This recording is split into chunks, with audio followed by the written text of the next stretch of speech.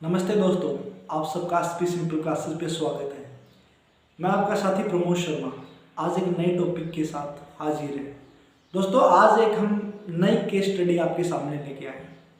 आज हम बात करेंगे LIC की। LIC यानी life insurance corporation of India. दोस्तों, जब इंश्योरेंस की बात आती है तो लोग ये कहते हैं कि क्या आपने LIC करवा रखी है या क्या आपकी LIC चलती है। यानी कहने का मतलब है इंश्योरेंस का दूसरा नाम LIC रख दिया है। लोग कभी ये नहीं कहते कि आपकी इंश्योरेंस है क्या। तो दोस्तों, इंडिया की एक ऐसी कंपनी जो 5 करोड़ रुपए से स्टार्ट होकर आज 31 लाख करोड़ रुपए तक पहुंच चुकी है। LIC पूर्णतः कंप्लीटली गवर्नमेंट ऑफ इंडिया के अंडरटेकिंग कंपनी है। चलिए दोस्तों, सबसे पहले हम इसका हिस्ट्री जानने की कोशिश करते हैं। 1956 से पहले इंडिया के अंदर लगभग 245 कंपनी इंश्योरेंस सेक्टर में काम करती थी। तब गवर्नमेंट के सामने काफ़ी स्कैम सामने आने लगे। वो कंपनियां लोगों के साथ धोखाधड़ी करने लगी। तभी गवर्नमेंट ने सोचा इसका सॉल्यूशन कुछ निकाला जाए। फिर इंडियन गवर्नमेंट ने 1956 के अंदर एक एक्ट लेके आई और उस एक्ट के तहत LIC की स्थापना की गई और उस समय इसकी असेट्स लगभग 5 करोड़ रुपए थी। सन 2000 तक इंश्योरेंस सेक्टर के अंदर कोई भी कंपनी इसके कंपटीशन के अंदर नहीं थी।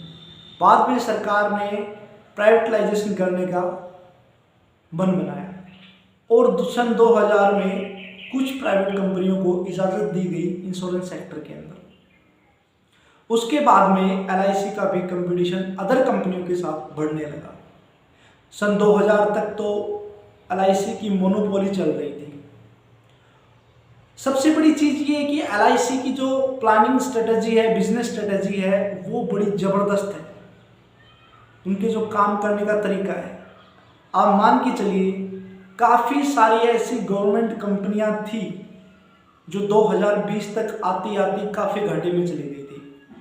जैसे हम BSNL की बात करते हैं, वो भी काफ़ी घाटे में चल रही है। एयर इंडिया की बात करते हैं, चाहे हम रेलवे की कंपनियों की बात करते हैं, उन्होंने ज़्यादा मुनाफा गवर्नमेंट को दिया नहीं।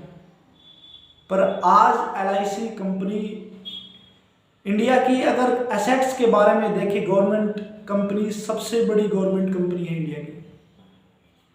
दोस्तों, LIC का जो प्रॉफिट आता है वो कहाँ से आता है, उस चीज़ को हम समझने की कोशिश करते हैं। LIC जितने भी पॉलिसी होल्डर्स हैं उनसे जो पैसा जाता है, उस पैसे को, ज़्यादातर पैसे को LIC प्राइवेट कंपनियों के शेयर खरीदती है, प्राइवेट कंपनियों में उनकी हिस्सेदारी खरीदती है, वहाँ पे उस पैसे को इन्वेस्ट किया जाता है। आज भारत के अंदर ऐसी बहुत बड़ी कंपनियां हैं जिनका मार्केट कैप बहुत ज़्यादा है। उन कंपनियों के अंदर LIC की हिस्सेदारी है।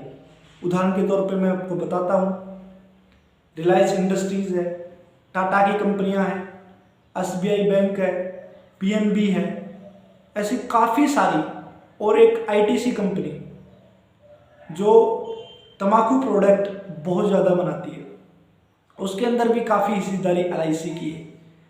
यानी LIC उस पैसे को शेयर मार्केट में इन्वेस्ट करके काफ़ी सारा प्रॉफिट कमा रही है। तो दोस्तों, इसकी प्लानिंग और स्ट्रेटजी एक नेटवर्क की चलती है। आज LIC में डायरेक्ट और इनडायरेक्ट लगभग 12 लाख एजेंट काम करते हैं और इसके खुद के लगभग 1 से 1.5 लाख एम्प्लॉय इसमें काम कर रहे हैं। और आज भारत के हर घर में आपको LIC पॉलिसी होल्डर मिल जाएगा। लगभग इंडिया के अंदर अकॉर्डिंग टू ए डाटा 33 से लेके 35 करोड़ पॉलिसी होल्डर LIC की हैं। अगर हम ये बोले कि LIC से जुड़े हुए लोगों का एक अलग कंट्री बनाएं या अलग कोई देश बनाए तो दुनिया का चौथा सबसे बड़ा देश बन सकता है।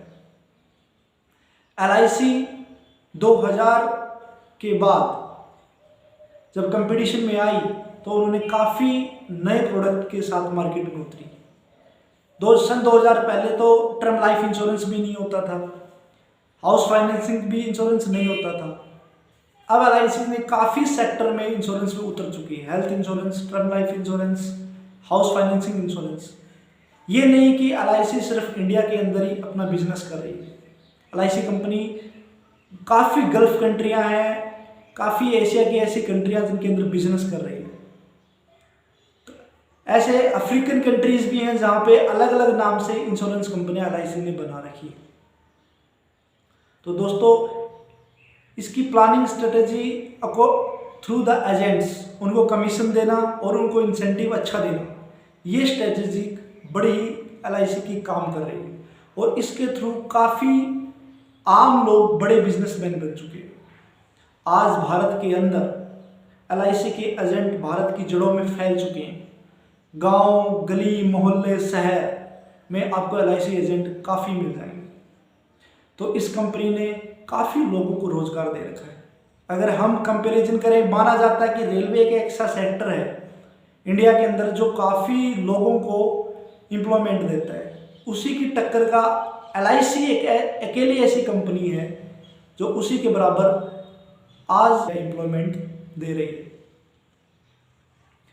LIC इंश्योरेंस सेक्टर की बात करें इंडिया की, तो आज इंश्योरेंस सेक्टर इंडिया के अंदर है, उसमें 70% पार्ट LIC का है, यानी 70% हिस्सेदारी पे LIC का कब्जा है।